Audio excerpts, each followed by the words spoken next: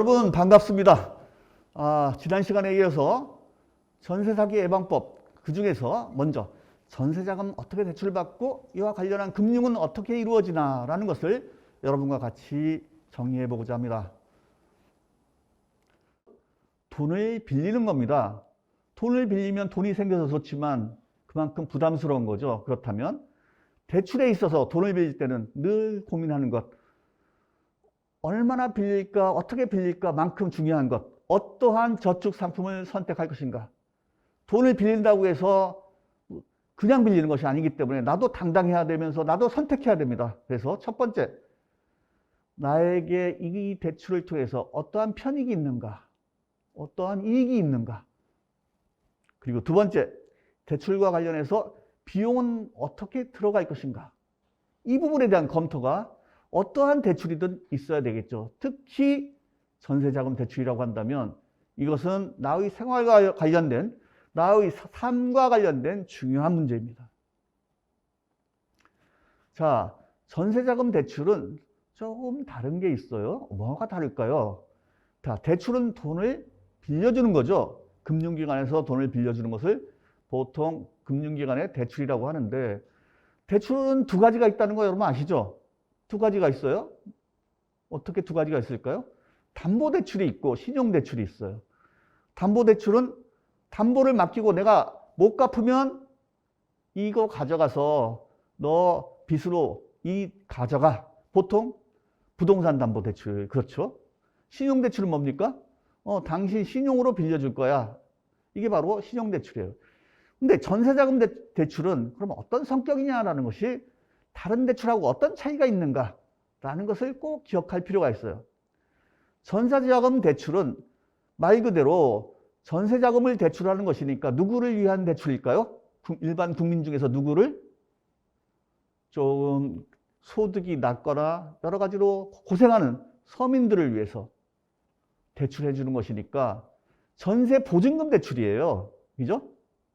전세보증금, 전세를 얻을 보증금을 지원해 주겠다는 거죠. 그냥 지원해 주는 것이 아니라 어떻게? 금융권에서.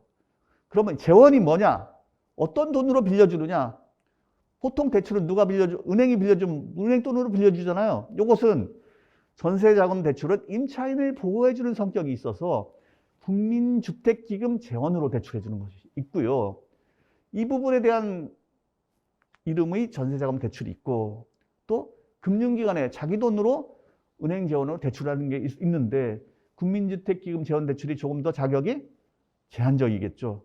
그리고 물론 조금 있다가 한국예술인복지재단에서의 자금 대출은 어떤 것인가를 우리 팀장님께서 또 잘 설명해 주시겠습니다. 그래서 여기에서의 은행은 대출에서 수탁기관으로서의 역할을 하는 부분이다. 수탁기관이 무슨 뜻이죠? 정부에서 너 이렇게 해줄래? 라고 해서 맡겼다라는 거죠. 누구 돈을? 기금 돈을. 어떤 돈? 국민주택기금의 재원. 여기서의 전세자금 대출은 이게 바로 전세자금 대출의 차이와 특징이라고 보시면 됩니다. 그렇다면 전세자금 대출에서 고민이 있어요? 어떤 고민이 있을까요? 여러분, 전세 들려고 하면 목적물이 있어야 되잖아요. 어떤 집에 내가 전세를 들 거야 라고 해서 그 집 보증금이 얼마니까 대출해 주세요 라고 해야 되잖아요. 그런데 뭐가 문제일까요? 집을 다 구했는데 이건 대출이 안 돼요. 당신은 대출이 안 돼요 하면 큰 낭패를 보죠. 그러면 여러분 뭐가 맞나요? 저 전세보증금 모자라요. 대출해 주세요. 그러면 이제 물어봐요. 그래, 그게 어디에 전세를 들 건데요? 알아봐야죠. 대출해 주면 알아볼 겁니다. 이게 아니라는 겁니다. 전세자금 대출은 먼저 사전 상담을 하는데요. 사전 상담해서 갈 때 뭘 해야 되냐면 계약을 하고 가야 된다는 거예요. 계약을 하면 전세보증금이 대출이 될지 안 될지 모르고 어떻게 먼저 계약을 해. 이게 딜레마일 수 있다는 거예요. 그래서 이 부분에 대한 준비가 전세자금을 준비하고 대출을 받을 때 여러분이 기억해야 할 포인트입니다.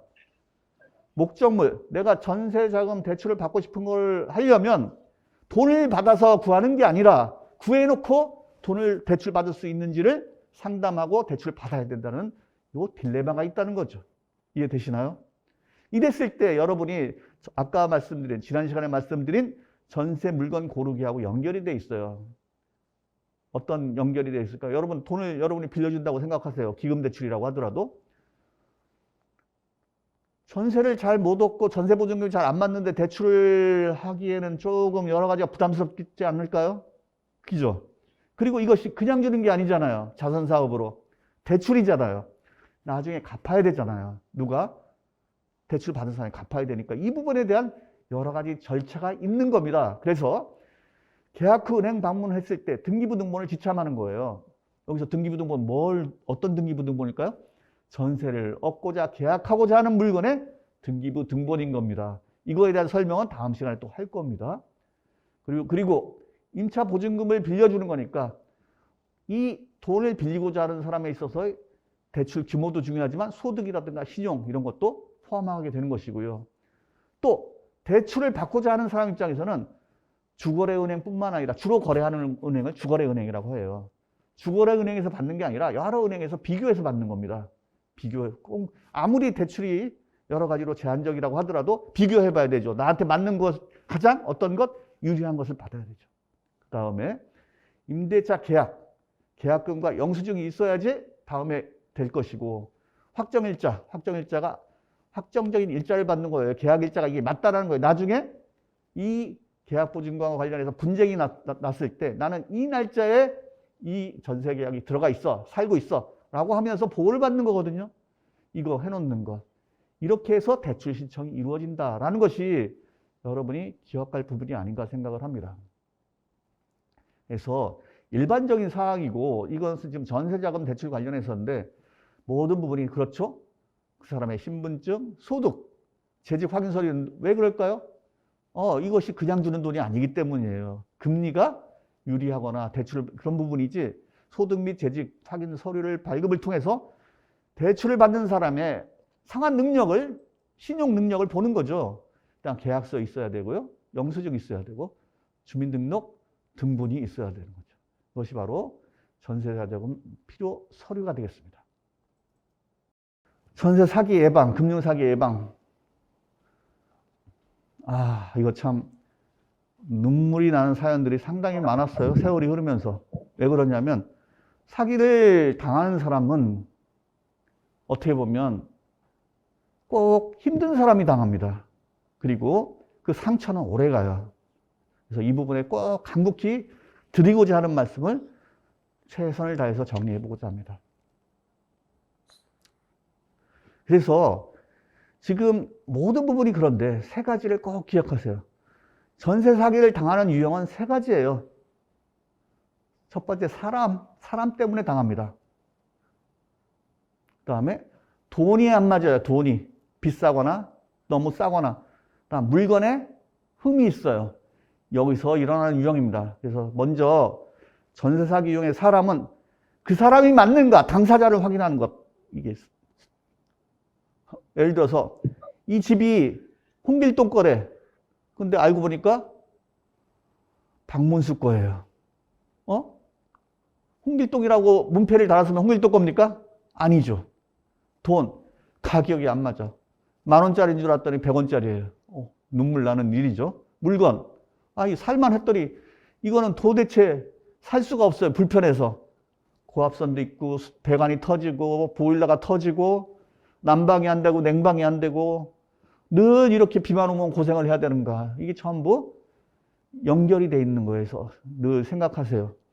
어떤 계약을 할 때는 전세도 전세 계약이거든요. 세 가지를 생각해라. 사람과 돈과 물건을 체크한다. 기억하시면 될 것 같아요. 사람과 돈과 물건은 어떤 부분이냐면 의사결정할 때 그리고 어떤 계약을 하거나 할 때는 반드시 자기가 이해를 해야 돼요. 남이 듣는 말만 가지고는 하면 안 됩니다. 본인이 이래서 이렇구나를 갖다가 이해를 할 때 계약을 해야 되는 거예요. 이게 너무 좋습니다. 이게 이래서 좋습니다라고 했을 때 그 말이 왜 그런가에 대해서 본인이 이해할 때 이것이 가능해지는 거죠. 다음에 모르면 확인하고 모르면 어떻게 한다? 자문을 구하면 됩니다. 요새는 많은 여러 가지 자문 형태가 잘 돼 있어요.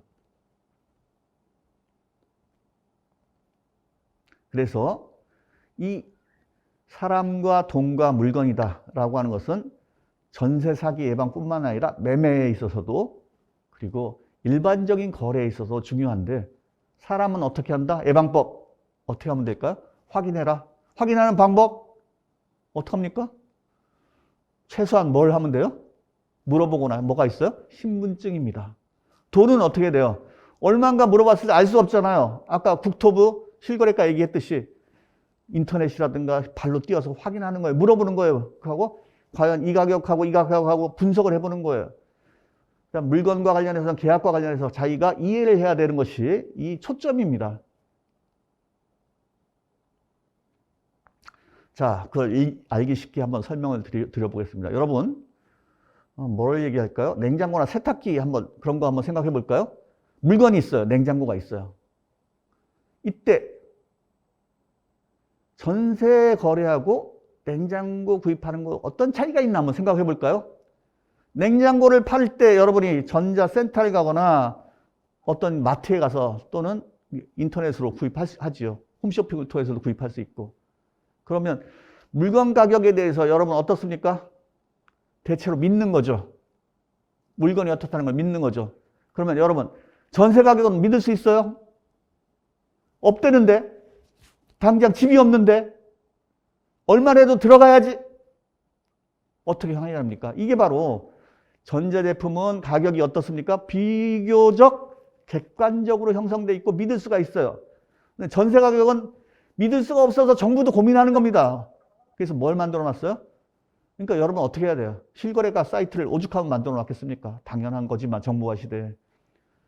가격은 어떻게 할 수가 없어요. 왜냐? 굉장히 수급 상황, 수요와 공급 상황에 따라서 가격이 상당히 힘들게 올라가요. 임차인 입장에서는. 그래서 이 부분을, 이 차이를 이해해야 된다는 거죠. 그 다음에 이 전세는 보통 2년 있다가 다시 그 집에서 살아야 되느냐 말아야 되느냐 고민을 해야 돼요. 전자제품은 5년, 10년 쓸 수 있죠. 그죠? 이거는 또 살아야 된다고 또 계약을 해야 되는 거예요. 하하. 그렇다면 물건도 물론 렌트해가지고 월 단위로다가 렌트료를 낸다든가 할 수 있지만 이 전세는 보통 여러 가지 보호를 해주지만 이것이 전자제품 같이 오래오래 쓰는 것이 아니라 집은 오래오래 쓸 수 있는데 계약 기간이라는 게 있단 말이죠. 그때 상황에 대해서 일반적으로 고민스러운 게 뭐예요? 가격이 또 오르고 또 오르더라는 거죠. 가격이 떨어져도 문제, 올라도 문제예요. 전세를 사는 임차인 입장에서는. 오르면 뭐가 문제죠? 보증금 올려달라고 하면 준비해야 되잖아요. 오죽하면 5% 이내, 5% 내외의 증감, 조정을 갖다가 법으로 여러분 그 정부가 했겠습니까? 시행하고 있잖아요, 이제. 오죽하면. 그러면 올라도 문제, 떨어지면 또 어떤 문제가 있나요? 전세 가격이 떨어지면 좋은 건가요? 세입자 입장에서는 그렇지가 않아요. 이 전자제품하고 다른 겁니다. 왜? 떨어지면 이사할 때 집주인이 뭐라고 해요? 그 돈을 못 내준다고 해요. 전세 다음 사람이 들어와서 보증금 받아야 내준다고 하잖아요. 그죠? 그런데 전세 가격이 떨어진 일도 있었거든요. 그랬을 때 들어옵니까? 집주인이 돈을 물어내는 걸 안 하려고 그래요. 그래서 어느 물건보다도 주택 전세 거래는 상당히 특이하다. 조심할 게 많다. 거꾸로 얘기하면 사기당할 게 많다는 거예요. 사기가 뭡니까? 속이는 거예요. 속여서 재산상의 이익을 챙기는 게 사기예요. 그래서 먼저 전자제품하고 달리 주택에는, 집에는 뭐가 있나 하면은 등기부 등본이라는 게 있어요. 왜 그러냐면 냉장고나 세탁기는 집에다 가만히 갖다 놓으면 그거는 그 집이 살고 있는 사람들 거라는 걸 알게 돼요. 그죠? 근데 집은 누구 거라는 걸 알 수가 없어요. 그 사람이 산다고 해도 새들어 사는지 잠시 동생이 와서 살고 있는지 집주인이 누구라고 하는 것은 등기부 등본에 써놓은 장부인 겁니다. 그게 바로 등기부 등본이에요. 이해되시죠? 냉장고나 텔레비전에 없는 게 있단 말이에요. 집에는 등기부 등본이라는 게 있어요. 그러면 이 등기부 등본은 어떤 기능을 하느냐라는 거예요. 이게 누구 거냐를 알려줘요. 등기부등본은 누구 거다라는 것을 알려주는 거예요. 이 냉장고는 누구 거다라는 걸 알려줄 필요가 없어. 냉장고에다가 홍길동이라고 안 써놔요. 근데 이 집은 써놔야 돼. 근데 어때? 집에다 써놔도 알 수가 없잖아요. 그래서 공부를 만들어서 공공장부를 만들어 놓은 게 바로 등기부등본인데 이건 꼭 기억을 하세요. 앞으로 집과 관련해서 내 집이 전세든 뭐든 꼭 알아야 되잖아요. 등기부등본은 세 가지로 구성이 된다는 것을 꼭 이해를 하시면 좋겠어요. 몇 가지요? 세 가지입니다. 등기부등본은 세 가지로 써있죠. 빨간 글씨로 세 가지. 어떻게 되는가? 표제부, 갑구, 을구. 이게 굉장히 복잡한 건데 아주 단순해요. 표제부는 표지예요. 표지. 표제부에는 뭐가 있냐면 요거 주소가 써 있어. 표지예요. 표지. 이게 뭐다라는 거예요. 그다음에 수량, 면적이 어떻다. 요런 게 써 있는 거예요. 아시겠죠? 표제부는 표지와 같아서 이게 뭐다, 어디에 있는 얼마짜리다, 얼마짜리다가 아니라 어느 규모다 이런 거죠. 그 다음에 갑구, 갑구는 뭘까요? 소유권이에요. 누구 거다. 아, 요게 굉장히 중요하죠. 누구 거다. 요거 홍길동이 거다. 어디에 써 있어요? 표제부에 써 있나요? 갑구에 써 있다. 그러면 갑구에 그 을구는 뭘까요? 소유권이 아닌 것에 대한 설명이 다 돼 있어요. 대표적인 게 뭘까요? 소유권이 아닌 것 중에서 요거 돈 빌렸어. 집 맡기고 여기 써 있어요. 이건 소유권이 아니죠. 이거 은행에서 돈 빌렸어. 저당 잡혔어. 이게 바로 을구입니다. 그럼 갑구에는 소유권과 압류, 가압류. 그리고 이거 세금 못 내서 압류당했어. 이게 써 있는 거예요. 갑구에. 그럼 뭘 알 수가 있어요? 소유권도 알 수 있고 이 집이 어떤 상태인지를 느낌이 오죠. 조심해야죠. 뭘 조심해야 되는가 감이 나올 겁니다. 그죠? 그래서 갑구는 소유권, 을구는 뭐다? 소유권이 아닌 거. 이거 바로 등기부등본이에요. 그러면 이제 감이 잡히실 거예요. 이 사람이 집주인이 홍길동이라고 해요. 홍길동이 전세를 놓겠다고 집주인을 뭐라고 하죠? 임대인이에요. 나는 임차인으로 들어가려고 하는 거예요. 계약하려고 하는 거죠. 그러면 이게 누구 물건인가 알려면 뭘 봐야 되죠? 갑구를 보는 거예요. 갑구. 소유권에 걸리니까. 그죠? 그러면 이 사람이 세를 놓으려고 하는 사람이 맞는가 보려면 뭘 봐야 되죠? 주민등록증 봐야 되죠. 그죠? 물론 이걸 위주로 하고 하면 할 말이 없어요. 그 대목은. 어쨌든 최소한의 확인은 해야 된다는 거예요. 최소한의 확인은. 그리고 을구에는 뭐라고 했습니까? 저당 잡힌 게 나온다고 그랬죠. 대표적인 게 뭐예요? 근저당. 저당에는 근저당이 대부분이니까. 저당 잡힌 거 얼마 저당 잡혔다는 뜻은 뭡니까? 빚을 지고 있다는 거예요. 이 집을 맡기고 아까 말씀드린 대로 부동산 담보 대출을 받았다는 거죠. 그러면 이 사람이 빚을 못 갚으면 이 집이 날아가는 거잖아요. 그럼 내 보증금을 받을 수 있느냐라는 고민을 하게 되는 거죠. 그래서 을구에는 저당 잡힌 게 들어가 있으니까 그러면 이 저당 금액 잡힌 거하고 집값이 얼마고 저당 잡힌 게 얼마인데 내 전세 보증금이 안전한가를 보는 것이 등기부등본을 이해하는 첫 번째 이유가 될 거예요. 그죠? 등기부등본은 꼭 기억을 하세요. 그리고 등기부등본 할 때 이거는 거의 다 안다고 봐야 돼요. 표제부 갖고 이거는 중요한 것 꼭 놓치지 말아야 할 두 가지가 있어요. 등기부등본에서. 뭘까요? 제가 5초의 여유를 드리겠습니다. 뭘까요? 등기부등본에서 꼭 중요한 것 두 가지. 표제부 갖고 을구보다 더 중요한 것. 바로 등기부등본의 날짜예요. 날짜. 오늘이 8월 25일이죠? 작년 8월 25일? 등기부등본 갖다 놓으면 괜찮아. 등기부등본이 중요한 게 아니라 언제짜라는 거죠. 지금 어떠냐를 알아요. 지금. 8월 25일 지금 어떠냐를 봐야지. 그동안에 여기에 저당을 잡히거나 소유권이 바뀌거나 하면 어떡할 거예요. 그러니까 등기부등본 언제? 늘 가장 최근 걸 봐야 돼요. 그죠? 이거 굉장히 중요하죠. 등기부등본 보면 뭐합니까? 날짜를 확인해라. 날짜를 확인해라. 굉장히 중요하다. 두 번째 중요한 게 있어요. 이거는 여러분이 신경을 안 쓰고 그런 일은 없는데 지독하게 당하면 이걸 당합니다. 등기부등본의 상단에 보면 구멍이 조금 더 뚫혀 있는 거 혹시 보셨나요? 앞으로 잘 보세요. 분명히 뚫혀 있어요. 위조 방지 구멍이 뚫혀 있고 페이지가 적혀 있어요. 몇 페이지 중에 몇 페이지다. 뭐예요? 중간에 한 장 뜯어낸 거 못하게 해놓은 거 있어요. 그거 확인하세요. 이해되셨죠? 즉, 이 등기부등본은 총 7페이지로 돼 있고 이 페이지 중에서 이거는 세 번째 페이지입니다. 네 번째 페이지입니다. 이게 돼 있다는 겁니다. 중간에 이상한 거 하나 뜯어내버렸을 때 그렇게 못하게 돼 있으니까 여러분 어떻게 해야 돼요? 그건 확인해야죠. 뭘 확인한다? 두 가지.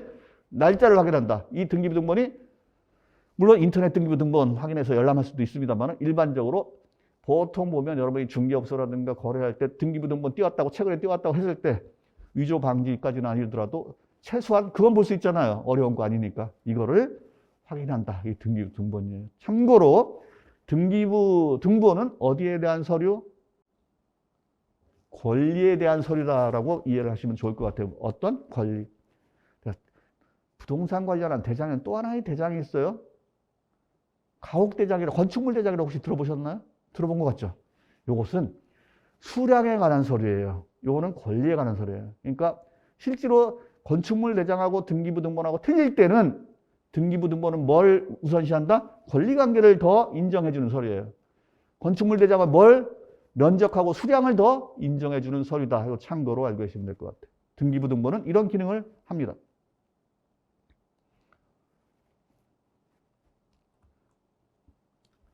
자, 사기는, 전세사기와 금융사기는 여러분 다 알아요. 사기라고 하는 것은 다른 사람을 속여서 이익을 취하는 거예요. 범죄입니다. 근데 언제 일어나는가? 두 가지 기억하시면 돼요.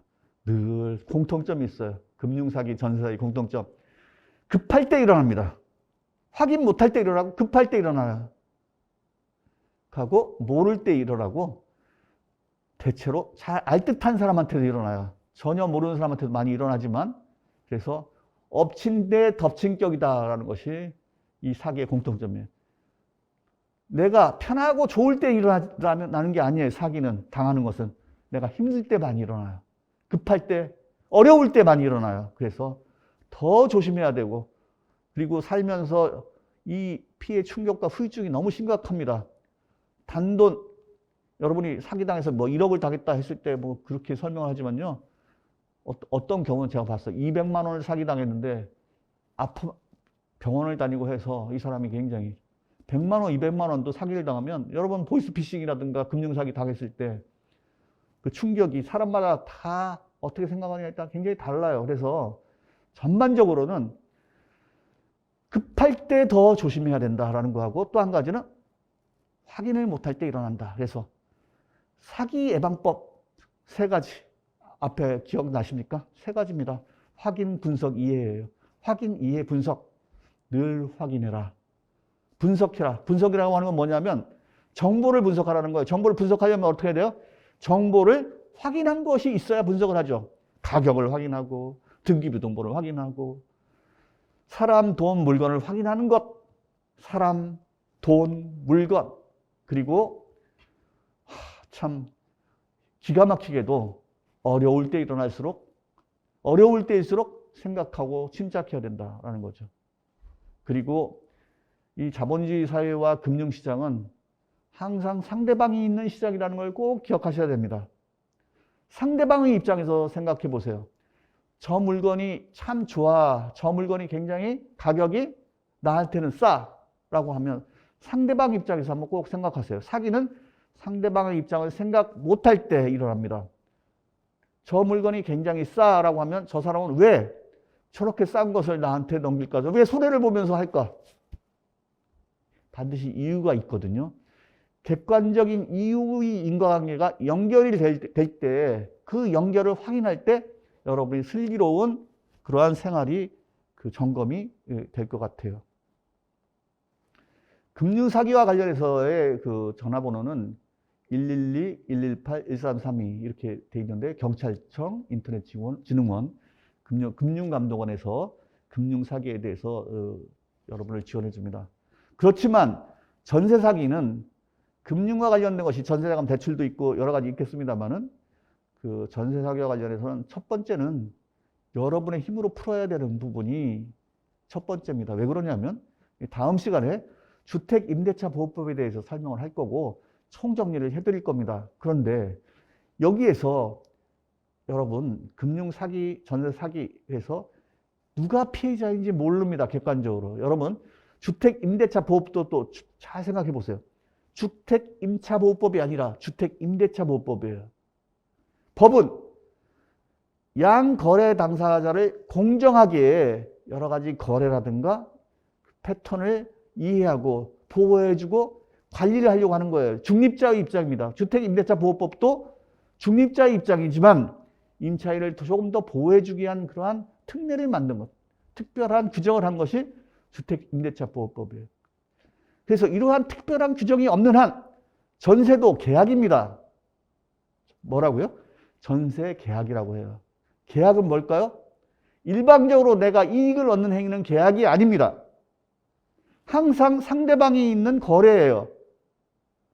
나의 권리와 의무가 있는 겁니다. 기억하세요. 모든 계약은 권리와 의무가 있다. 그런데 여러분은 혹시라도 나의 내 이익만 생각하면 안 됩니다. 내가 줘야 할 것이 무언가를 꼭 생각해야 돼요. 내가 집을 얻는다. 나는 내가 사용할 집이, 전셋집이 생긴다라는 이익이 있지만 이익과 대비해서 내가 어떤 것을 부담해야 할 것을 생각해야 한다. 그리고 역지사지가 돼보라는 겁니다. 집주인 입장도 돼보라는 겁니다. 여러분이 집주인이 될 수도 있는 날이 있을 수 있고 그럴 수도 있죠. 또 지금도 그럴 수 있고요. 그럴 수 있습니다. 이게 바로 부동산 시장이에요. 10여 년 전에 군산의 아파트가 18평이 얼마였냐면 제가 기억으로는 2천만 원 정도 했어요. 서울의 강남의 전셋값만도 못하죠. 평당 전셋값. 이 시장이, 그러면 여러분 생각할 때 보세요. 집주인은 부자입니까? 1,800만 원짜리 아파트가 그랬어요. 군산에서.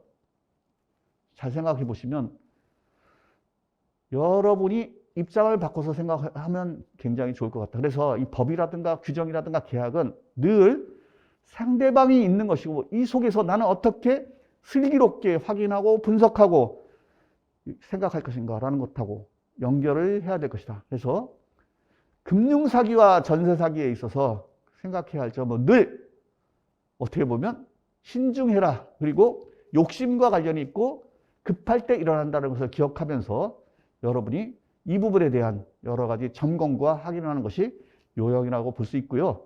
점검과 확인의 요령은 지난 시간에 말씀드렸듯이 전세시장에서 어떠한 상황이 벌어지고 있고 가격 확인을 어떻게 하는가 하고 연결되어 있다는 것을 이해하실 수가 있을 것입니다. 감사합니다. 두 번째 시간 금융사기하고 전세사기와 관련해서 여러분과 같이 정리를 해봤습니다. 여러분 궁금하거나 한 사항은 다음 시간 정리하고 질문을 받는 시간으로 여러분과 같이 마무리를 할 수 있도록 준비하겠습니다. 감사합니다.